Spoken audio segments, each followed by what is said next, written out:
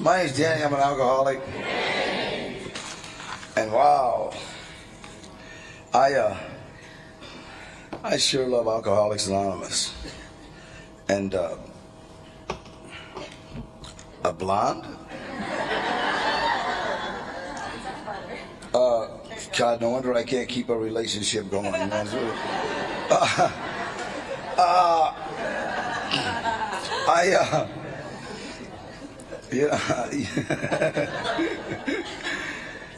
And when they tell you that you're on a journey, they really mean it, you know. And I finally realized that I could be a fortune teller. You know, I could. If people from, especially newcomers, if newcomers came to me and said, you know what, Danny, I want to drink. You know, I still want to go drink. Could you tell me what was going to happen? I could be wearing one of those like hats with the little moons on one of them, the moons, one of them hats, you know, with the moons and. Hamya, you're gonna go to jail. You know, you're gonna lose your family. Your wife's her husband gonna throw you out of the house, and go right down the line. And what would be amazing is when that stuff started happening, because it will. Those newcomers. God, I should have listened. That guy really knew what he was talking to. It's a fortune teller, you know. And folks, it's like not that difficult. Do you understand? I thank God that, you know, because I hate to say it, but the first time I was ever in an Alcoholics Anonymous meeting was 1959, you know, and you know, I thought it was a party, you know, it's like, you know, there's about 20 of us cruising around in Pacoima. You know, a whole carload, you know, and we seen about 30 cars parked out in front of this old house right on the corner of Van Nuys Boulevard and Lev Street, and it's not there no more because the 5 freeway took it just before the 5 freeway, you know, and we seen like Pacoima was like our neighborhood. This is like the murder capital of the world, and they're having an event and they're not inviting the murderers. It was like crazy, you know. And we like stop the car. We go to the trunk of the car to get the tools necessary to crash events, and we got tire irons, piece of pipe. I had a case of beer, 3 bottles of wine, and a half pint of whiskey, and I was already loaded on Red Devils.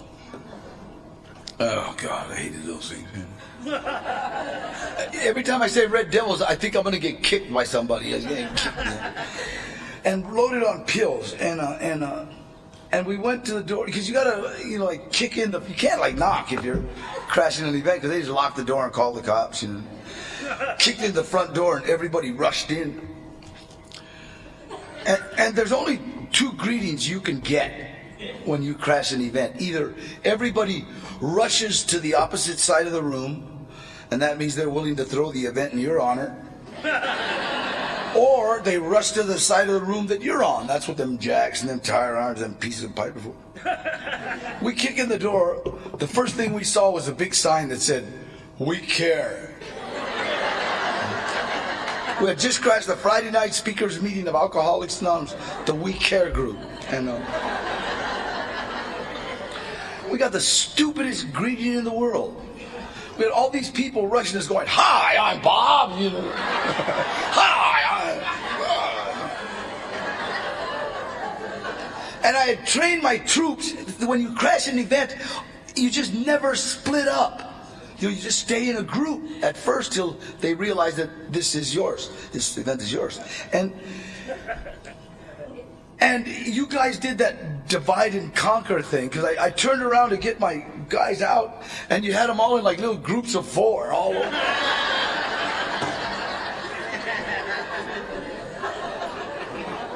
This guy comes up and says, and introduces himself, and yeah, let me out here. See, but I picked up on you guys real quick. You know what I mean? Real quick. I was pretty sharp. You know? I see the baskets. You know, the baskets mean church. Church means anything that's fun is a sin. Yeah. And then if you think of something, that's if you do it.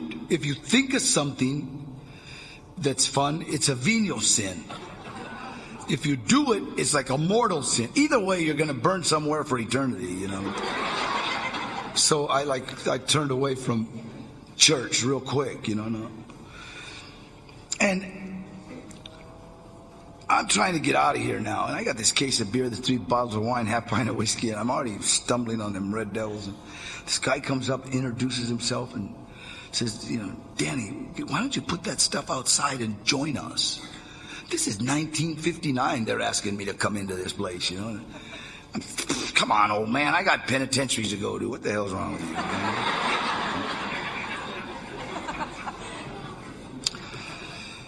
He whispered the curse of Alcoholics Anonymous. At an early age, I heard it, see. He said, Danny, if you leave this program, you will die, go insane, or go to jail. Now, did you hear that little whoop, that little dip in the quiet? The quiet. That was the voodoo of Alcoholics Anonymous. See? You all heard it. See? You should have did what I should have did. When he whispered that curse, I should have went, I can't hear you. I didn't do it, and neither did you. See? And I know some of you think this guy's nuts. Let me tell you why that curse makes a lot of sense. Because for anybody that leaves, now you might forget everybody in this room, but you will not forget me. Because I got to whisper the curse. See? And that curse makes like a lot of sense when you're like driving and you know you're drunk or loaded. You know it. You know, you're like, oh, you know, that's a good sign, you know. And all of a sudden, bam, those lights go on, and you know, and it makes your whole car orange. And but watch those lights. Those lights go. Die, go sing, go to jail. Die, go sing, go to jail. Die, go sing, go to jail. Die, go.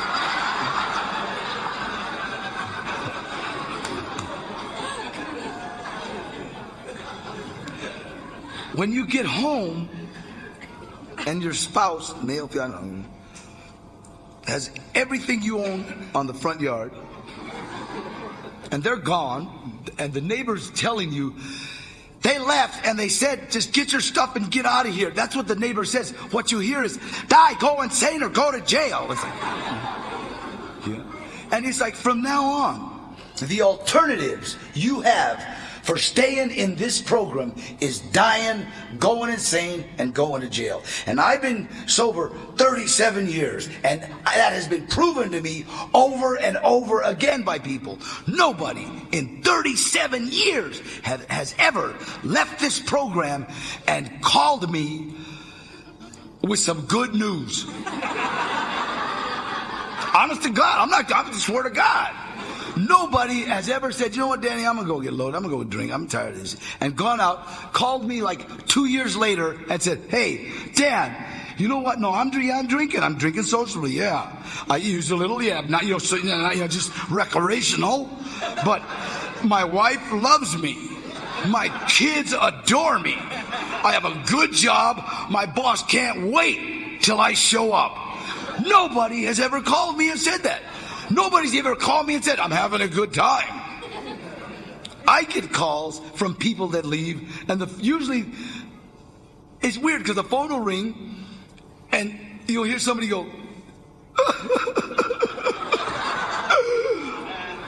and there's usually kids screaming in the back, you know, and you hear a spouse, male, female, I don't know, whatever it is, a woman call me or a man, but you hear the spouse, come pick him up, we don't want him here no anymore, we're sick of him, I'm calling the cop.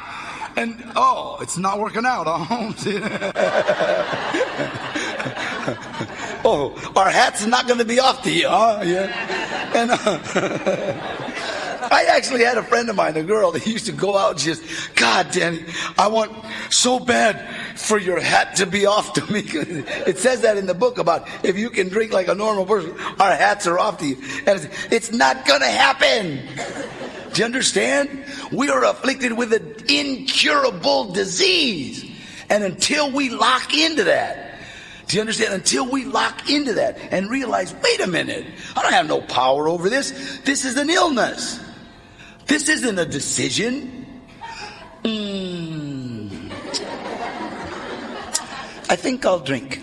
It's not. See, that started 3 weeks ago. Do you understand? What I love, it's like they say, resentments. Resentments are like me taking poison, hoping you die. They are. I swear to God. Resentments make me sick. And if you really want to, when you're resenting somebody, like resent them, and then watch them.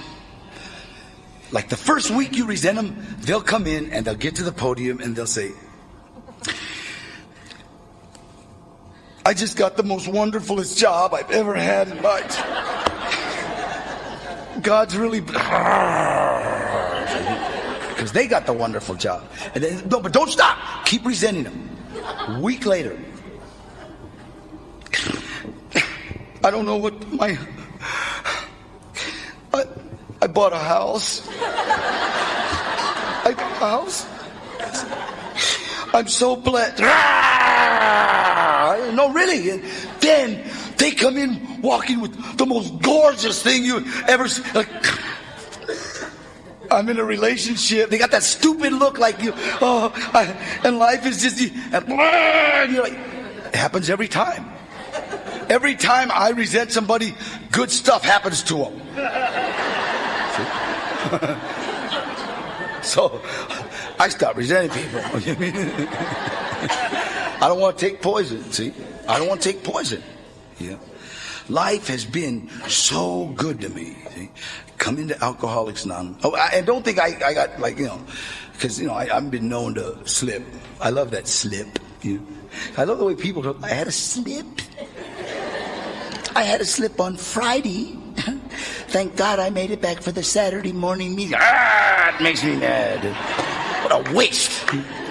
I had a slip in 59, got out in 63. Had another little slip in 63, got out in 65. Had another little slip in 65, got out in 69.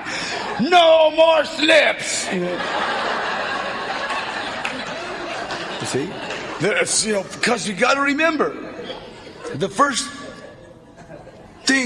time we take that first fix, pill, drink, or smoke any of that non-habit forming gangster grass, we can no longer guarantee our actions. No longer. It's done. See?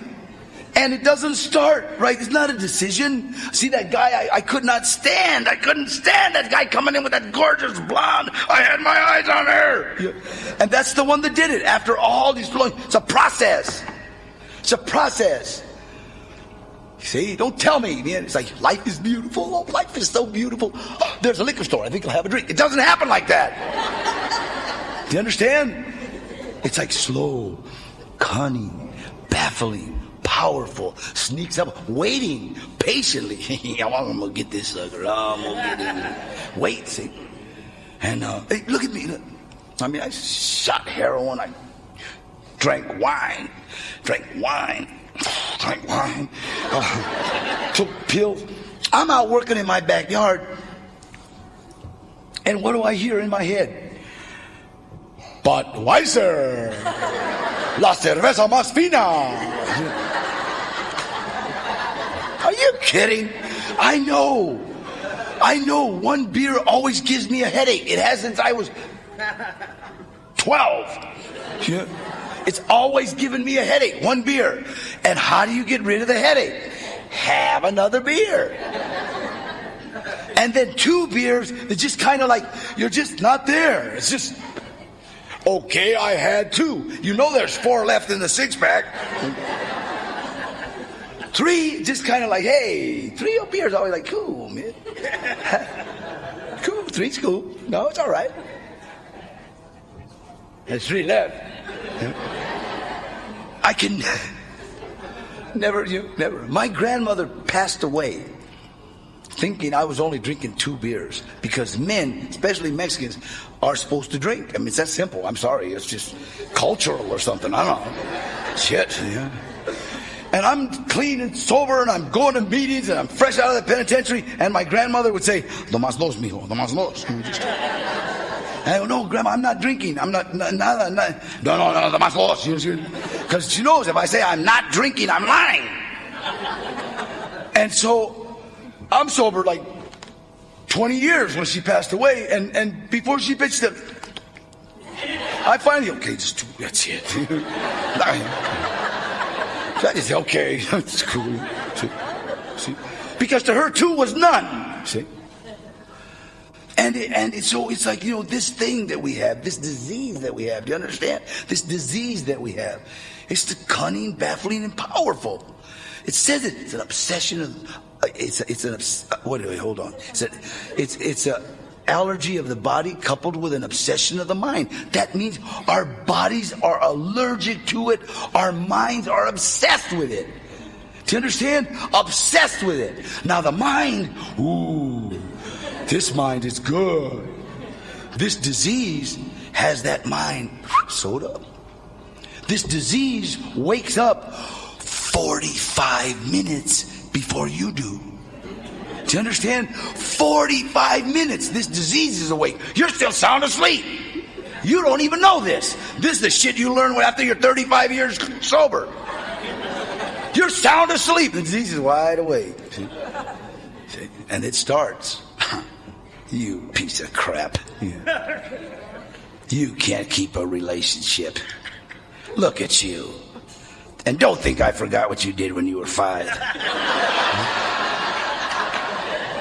Yeah, I remember you, piece of crap. So when you open up, when you wake up, you're like, oh God, I'm a piece of crap. And unless I get on my knees, that's why they say the first thing I'm going to pray. That's the only thing that'll get that monster asleep. Dear God, please get it out of my head. Go see. And it's not going to tell us, go drink. It's not. It's not going to go use. It's not. It's going to just, you piece of crap. You walk around, oh, I'm a piece of crap. I'm a piece of crap. I'm no good, and I did bad things. And so you stay there long enough, stay angry long enough, and all of a sudden, opportunity, some kind of way. That's when you see a liquor store. That's when you hear, Budweiser. And somebody shows up with a Bud. See? So it's like a process. And people keep thinking that it's a decision. It's not. See, so I got to make sure that, wait a minute, okay, now what am I doing, man? Am I talking to newcomers? Yeah, I love it. I love it when one of my sponsees call. Man, and then she, wait a minute. How many newcomers did you talk to today? Hey, I got a lot of stuff going on. Well, shut up. Call me back after you talk to a newcomer.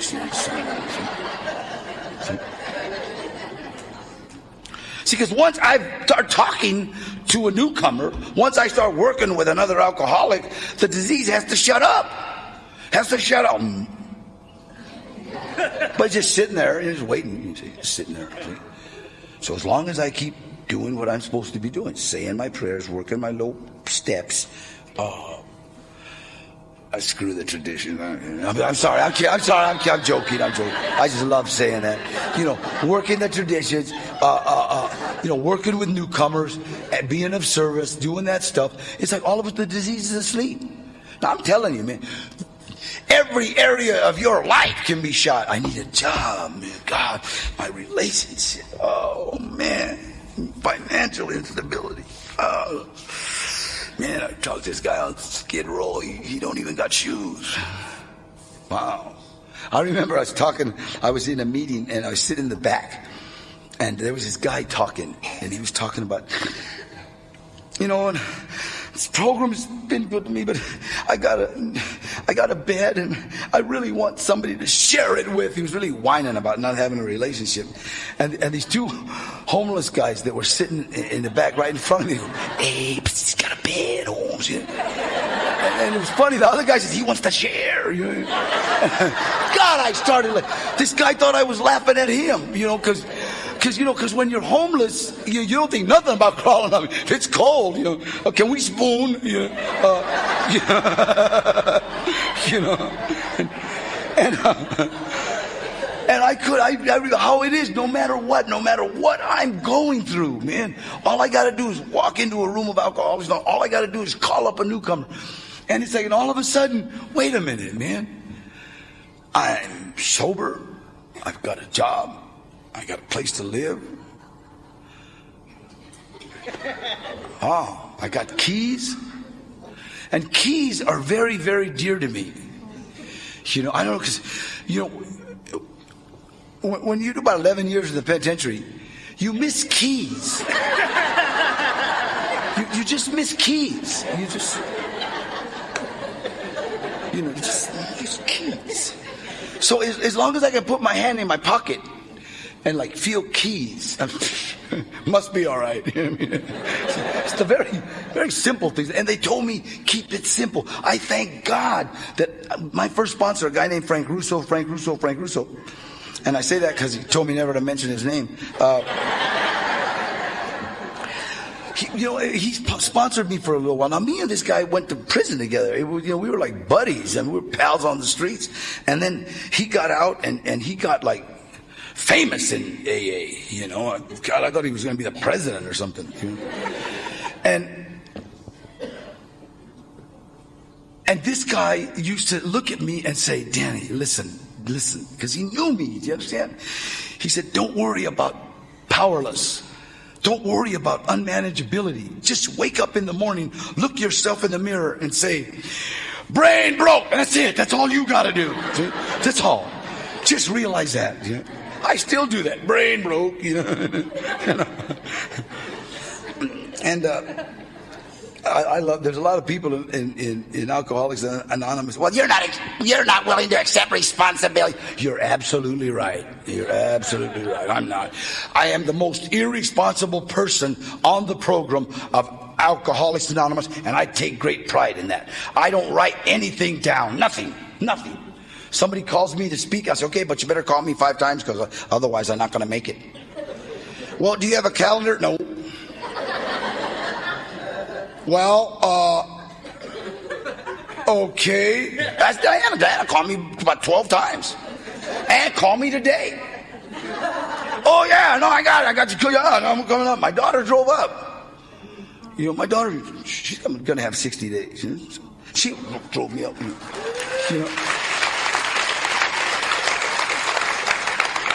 And, great ride up PCA. Slow down, watch out.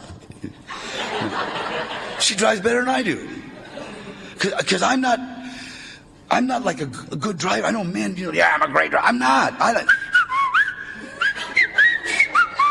Oh yeah.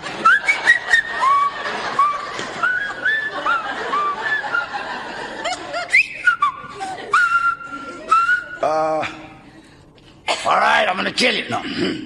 All right, I'm gonna kill you. Hey, I'm gonna kill you. Okay, I got it. Oh! God put me in a position to where my job, if they want me, they send a car. You have a 6 a.m. call. Oh, okay. I've gone to work in pajamas because they're gonna dress me when I get there anyway.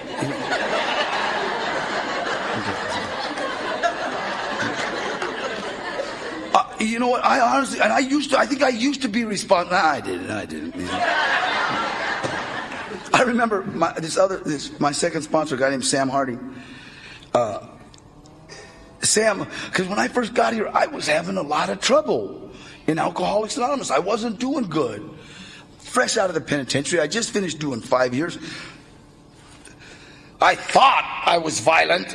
I thought I was angry, but Sam used to have this thing when I would be talking and I would say, yeah, and I'm very violent. He would stand up and go, scaredy cat, and then sit back down. And I got really angry. Scaredy cat, see? I'm not scared. Well then, why are you carrying a pistol? in case somebody attacks me.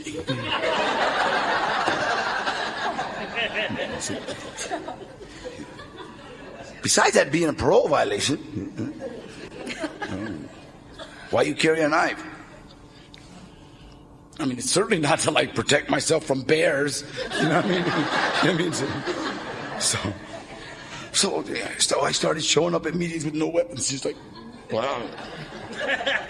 Hi, I'm Bill. People, it's so funny. Hi, I'm Bob. Yeah, well, bob up and down on this and get away from me.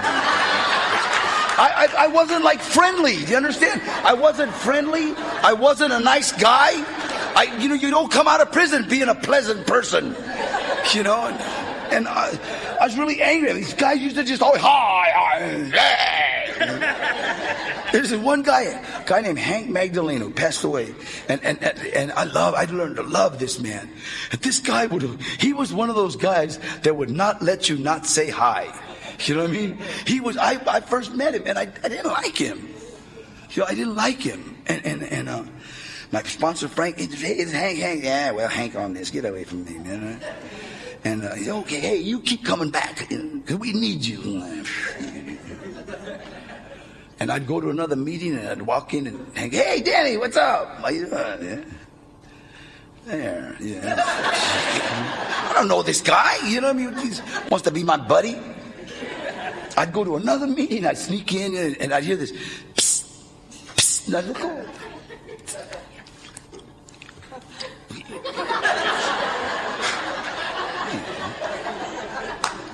I swear to God, I mean, it's like weird. I go to another meeting. Hey, Dan, it's me, Hank. How you doing? Come here, my brother. Come here. Yeah. Why don't you screw off, Holmes? Leave me alone, you know? Everywhere I'd go. The first time I walked into a meeting and I saw Hank and he didn't see me, automatically, like, Hank, you gonna say hi? No, he tricked me. I got so used to hearing him say hi that, you know, the first time, and me and he became really, really dear to me, man. I mean, really dear. Yeah. And I was having a lot of trouble, you know, in these meetings, man. I didn't like people. I didn't like hugs. I didn't get near me. You know, you can't be a touchy-feely person in prison. You know, you can't, yeah. And AA people are touchy-feely. You know that. Hey, how hey. And I tell Sam, you know what, man? I'm sick of this. Man, these people, they disrespect me. How they disrespect you? They look at me too long.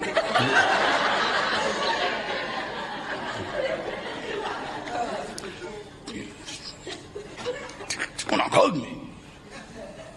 And he says, Sam was always had that shit on. Well, Danny, one of the reasons you having a lot of trouble is you're not a nice person. And your problem, Danny, is double because you're not only not a nice person, you don't even look like a nice person. Could you sugarcoat that a little bit somewhere? What you got to do is you got to start doing things for other people and not expect any kind of reward. And he said it like a hillbilly, reward. Yeah. I could have forgot it if he said reward. You know. But how in the hell are you going to forget reward? Yeah.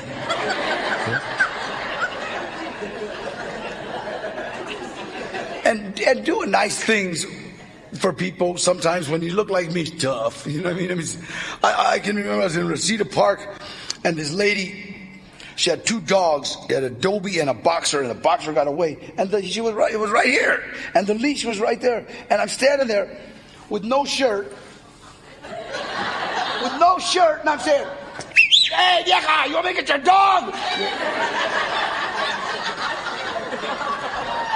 I don't know how that lady did it, but she picked up that Boxer, ran by me, grabbed the Dobie, and jumped in her car.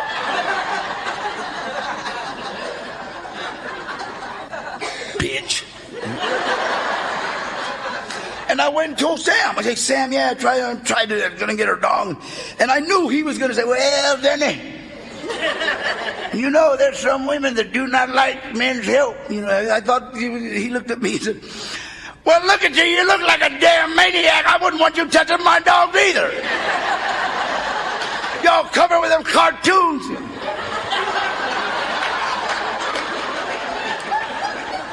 Now, you're going to have to start doing things for other people and not even let them know. And to me, that sounds like stupid. I'm sorry. That means there ain't no chance of getting a tip out of that sucker. You know? They're going to be running around, who did that? Who did that? You know? And I'm standing out in front of my mom's in Pacoima. And I'm standing there like an idiot now. And you got to remember, my first 3 years, I used to stand out in my front yard with a double jigger, the 2-shot glass, and I'd have 1 ice cube in it and Coke soda, just so any of the guys that I knew, if they passed by, they just think I was drinking soda. And I see this old lady trying to pull out this trash can, this big old trash can.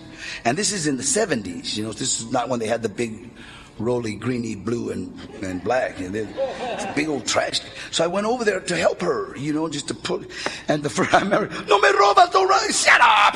Yeah, I'll throw this trash all over your yard. And I put out her trash can.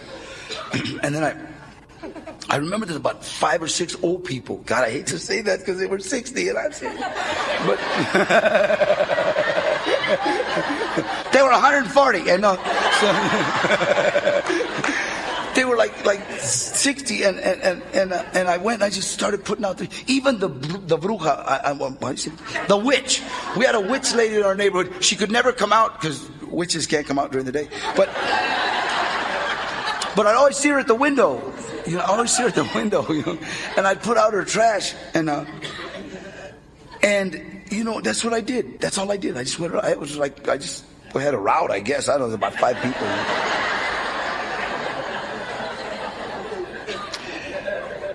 And the first sport coat I ever got was. My mom says, mijo, you know that old man down the street, the old viejito that's crippled? He brought you a beautiful suede like blazer, gorgeous tan. Because I never had a sport coat in my life, other than like a joint dress out, like when you get out, they always give you like a please don't rain on me suit and shit. I would get these little gifts, and even that witch lady, she'd always put. Like lemonade and cookies and stuff. My friends are, don't eat them, you'll be a cat. Shut up. Take a bite. I didn't believe it, but I'd always make them take a bite first. And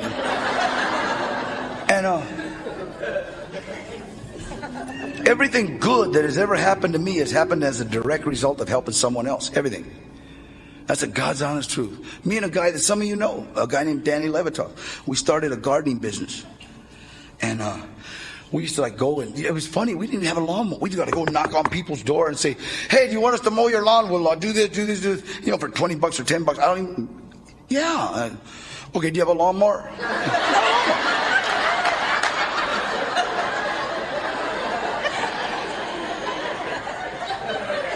They go, yeah. And if they had a lawnmower, then we'd go next door. Do you want to mow your lawn? We got a lawnmower.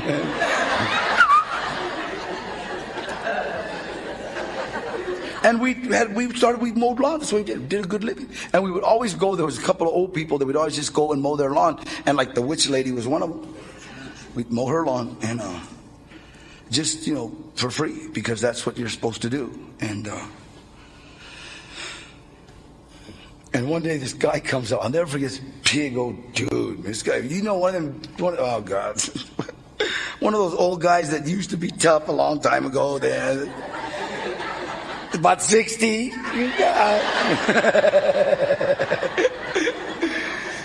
This guy comes over and the first words out of his mouth are, hey, Pancho. Oh. That's $10 right there, whatever he wants. How much you charging this old lady? And we're doing it for free, man. She's an old lady. It's crazy, and she's a witch. You can't come up with her. well, come on over. I want you to do my yard. So we go over to this guy's yard. And it's funny because he said, and bring Pablo there with him, Danny Levatov, okay? The furthest thing from Pablo. And we go over to this guy's yard, and I already got him for $20 for the poncho and the Pablo. You know, so pay out his ass. And he starts, I want you to do this, and you gotta cut these on these. You know, break a sprinkler, you fix it. And then we go to his garage, and he says, opens up the garage. This guy got like 2 lawnmowers, like a edger, like a real edger, not one of them damn little wheels. I don't know if any, do they still have those? You know, so like a little star wheel. You hit a rock and you almost go. He had like one like, and wheelbarrows and shovels. And he says, all right, now, I want you to do my yard. You can do it for free and have that stuff. Oh, yeah. Do you want me to come over and like wash your bag too? And he says, what is your name? Pancho's cool. It's all right. Shit. How about, Pablo? It's all right. And we actually had a gardening business. I mean, we had such many tools. We actually bought a truck because I had a 65 Mustang. And that's what we were running around in. And we get all the bags and we put them in the trunk and take them to like Vaughn's, Safeway, all the places I used to rob. I don't know. And it was like we had so much equipment. We bought a truck and a van, and we actually had like a real business. We even got shirts with a little guy green and we were doing pretty good, and everything good that has ever happened to me has happened as a direct result of helping someone else. In 1985, I spoke at a Cocaine's Anonymous meeting, and I didn't like it. You got to remember, in 1985, Cocaine's Anonymous was just kind of like getting started. That's when all the like therapists and stuff were like still coming. You know,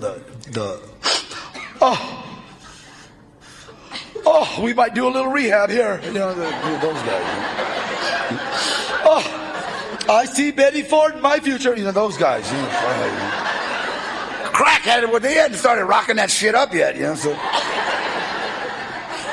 I walk into this meeting and it was like unbelievable. I mean, it was like just such pretty people. You know, I wanted to see some sucked up human with those guys.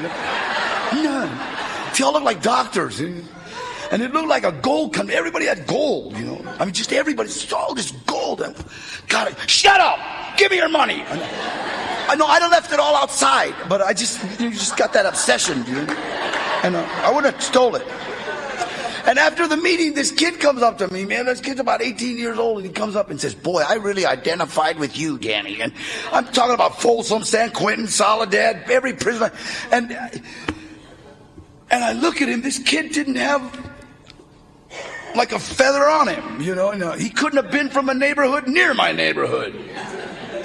And if he'd have been in any jail with me, we'd have changed his name. I mean, from now on, your name is Katrina. You know? It's like, but he identified with me, you know. Hey, can I have your phone? I remember talking about the bottom. I really hit the bottom. You know? And he's got one of those Rolex Imperial, the good one, you know, the one that goes like that, you know, not that one, you know, the one that's the real one. It's about $3,000 on it. Damn. And because my mind, it's that one 3/4 of it. It's like just thinks I take this kid outside and take that watch. I'll show you the bottom. I gave him my phone number, and this kid's about, I got 8 days, and my dad gave me my car back.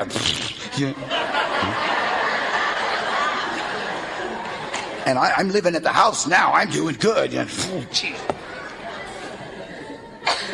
100 days later, at 11 o'clock at night, this kid calls me, and it's fooled me, because the call started out with that. I feel like getting loaded. I feel like Since 1969, nobody has ever called me and said they feel like getting loaded. I get those calls, and Holmes, I got loaded. Or I get them calls at like 1:45 in the morning.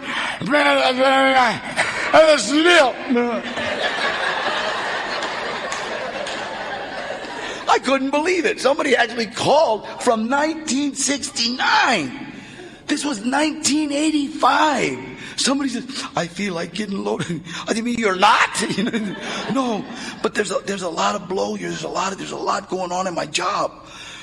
And I said, Johnny Carson was getting ready to come on. And that lady with the bugs was going to be on. And I said, well, come on over. He said, I can't, Danny, I'm working. And can you come down? And he said it, with that desperation, the desperation that we all know when we really said, please, man. Not that we weren't the fingers crossed, nothing. It was like when you were just, that's it, I'm done, man. And he said, please, can you come down? And I want so bad to say, I said, certainly, I'm thinking who to call. Because I sponsor a lot of people. I'll send one of them, they have to. Why me? But then I remember all them people that did for me, So, where you at? And I got the address. He was downtown, working downtown by Olvera Street. He said in a big warehouse. So, cool. So I thought, the typical, you're going to sit there till break, and then he's going to come out, and you're going to sit in the car and drink coffee and smoke cigarettes. Then break's over. He goes back. Everybody thinks you're gay. And it wasn't. I walked on to a movie set of a movie called Runaway Train. John Voight and Eric. I don't know these guys. I'm like, wow, this is like so cool. It was like fun. I'm watching all these guys. They were all dressed like convicts. There were all these guys from Brentwood and Westwood and Bel Air. They're all like dressed with the prison blues and fake tattoos. And I kept going, oh, I'm sorry. It's weird. And they all kept coming up to me saying, hey, do I look hard? I'd go, yeah, you'd be somebody's wife in prison.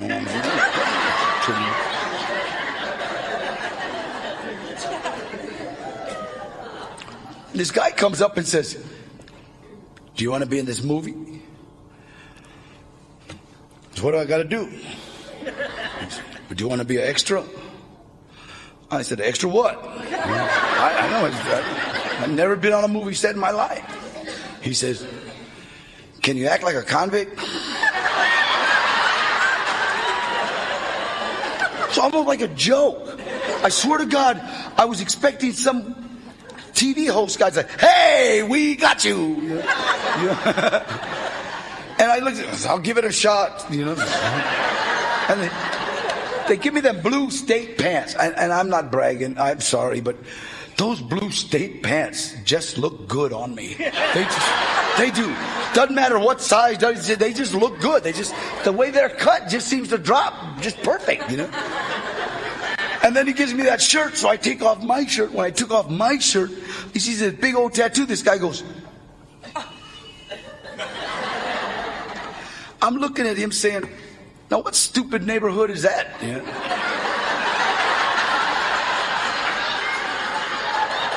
This punk better not be signing me. I'll slap the shit out of him. Like flashing me a sign. This other guy comes over and says, hey, you're Danny Trejo. I said, yeah. He says, Danny, I saw you win the lightweight and the welterweight title up in San Quentin. I said, yeah. I said, you're Eddie Bunker.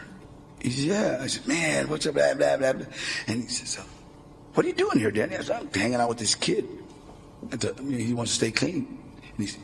And they're going to, he said, do you want a job? I said, I got one. They're going to give me $50 for acting like a convict. He said, no, a real job. We want to, can you train one of the actors how to box? I said, what's it pay? He says, $320 a day. I said, how bad do you want this guy beat up, Holmes? No. No, I figured, you come on, $320. I figured I'd beat him up, I'd write about it, and I'd go tell Sam I was expecting a reward. I said, no, Danny, you got to be careful. This actor's really high-strung. He might sock. He's already socked a couple. For $320, give him a stick, man. Are you crazy? Shit, I've been beat up for free. I started training an actor named Eric Roberts how to box. And Eric kind of liked me, and we got along good, and the director saw that, and all of a sudden this director comes up and says, "You'll be in movie." And what's that? Shh. Shut up. I know. And they're signing some stuff, and they were mad because I wasn't SAG. And the director said, "You make that SAG," and walked away. He's a Russian named Andrei Kojalowski. "Make him SAG," and walks away. From that day, everybody started calling me Mr. That's all I know. Mr. Trejo, would you like some coffee?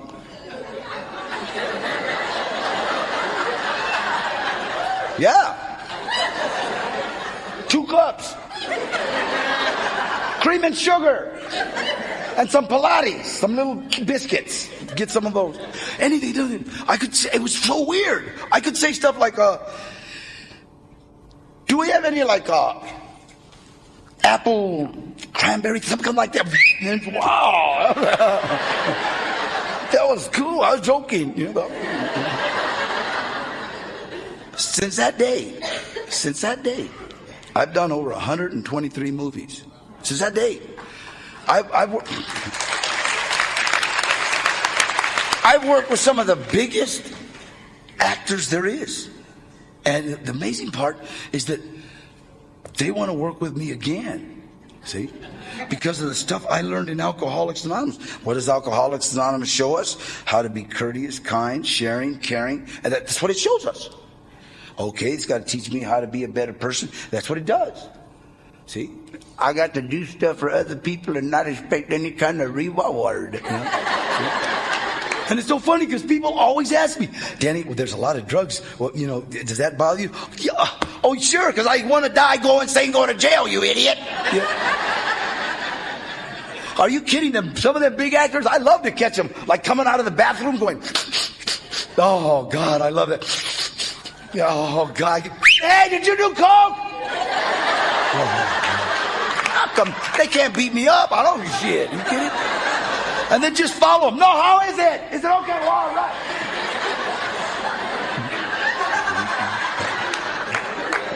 This program will work in spite of us. Do you understand? This program won't only save our lives, it'll save our kids' lives. It'll save our family's life. My son was running around going crazy. Do you understand? He was just doing, every drug known to mankind. And his sister was following him. He was like 15, I guess. She was like 14.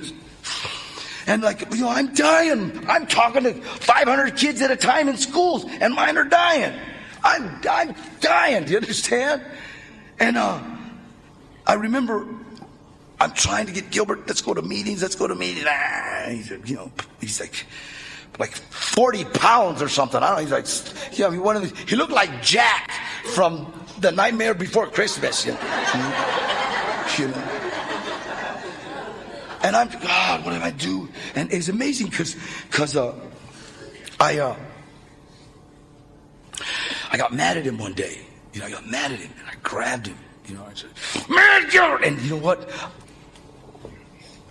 I heard my dad. I heard my grandfather. I heard them coming out of me. And I knew that didn't work. Because right after that I was in the penitentiary. So I was like I let him go and I walked away. I said, "Gilbert, I love you, man. I just hope you're okay." And I'm talking to these kids and I walked off the stage. I couldn't talk. And my friend Chispas, who's in the program, found Christ and ex-Mexican mafia. And he said, "What are you doing, Holmes?" I said, "I can't do it, Holmes." I said, "They might find my son behind the 7-Eleven dumpster right now, man." And I'm sitting here trying to act like I know how to help kids. He says, "Hey, now we're playing God, huh?" He says, "All you got to do is God's work, man, and leave his work to him." It's like, it's what you're supposed to be doing. I finished talking, and then I went to a meeting.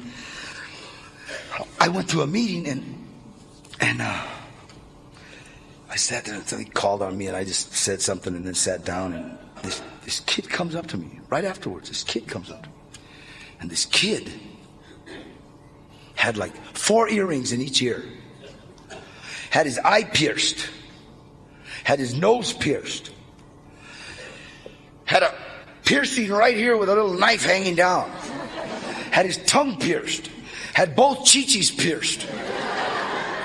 And he says, "Hey, will you be my sponsor?" And my thought was, I'll turn this little sucker into a Republican. I swear, no, I could just see this kid like in a suit tie. Yeah, I'll be your sponsor. So I started taking this kid Johnny to meetings, and every day I'm asking my kid, "Come on, Gilbert." Nah. All you guys been to the joint. And they always make fun of us, One day, me and Johnny stopped at the house because I think we were coming up to Santa Barbara to talk at a court, and Gilbert was probably just getting up, about 3 o'clock in the afternoon, and I go shower, him and Johnny start talking. Gilbert comes up and says, "Dad, can I go to a meeting with Johnny?" I says, yeah, he got a cool truck. He had a big truck, too damn high, this high, and all of a sudden he's going to meetings. Went to a school called Provo Canyon, Utah. He's getting ready to graduate. He's got a job, an apartment, started a band. They're playing in Riverside right now, so I'm blessed. Do you understand? My daughter's going on 60 days here pretty soon. So I'm blessed. Do you understand? And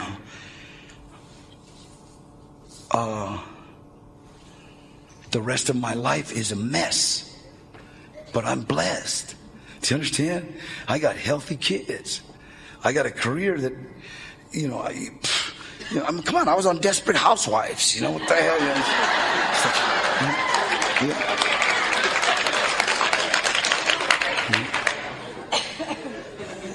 So, and I honestly believe if you're a newcomer, please, take the words, take these 2 words out of your vocabulary, okay? I know. Take those out of your vocabulary. Just take them out of your vocabulary. No, I know. No, I know. I know. Hey, I know that. Yeah. Please, just don't use the words "I know" for nothing. See? And if we can do that, then all of a sudden we're listening. Because you got to remember this disease. This disease is "I know" friendly. See? The minute somebody starts talking to you, this disease pushes the "I know" button. See? Immediately. If somebody comes up, "Hey, do you know?" I know. See?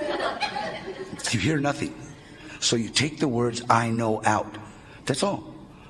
And life keeps getting better and better and better and better. Do you understand? And I'm telling you, this journey, I have been all over the world. I've been in meetings all over the world.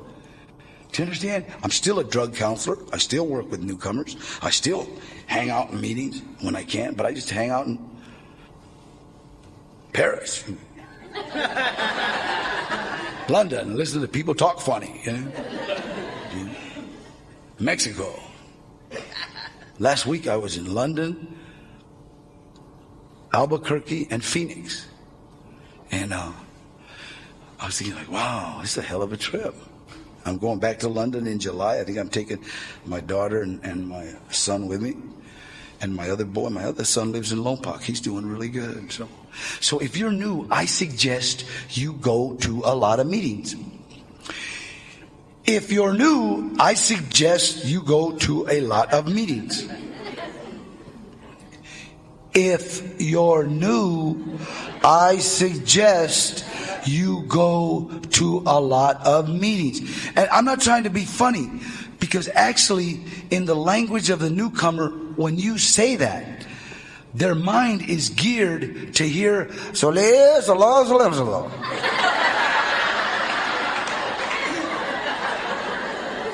See? All the newcomers right now, I know who you are, because you were all saying, what do you say? What do you say? So if you're new, go to a lot of meetings. And it promises us good things will come to pass. So we can have this life. Remember what I said, the guarantee, the fortune teller.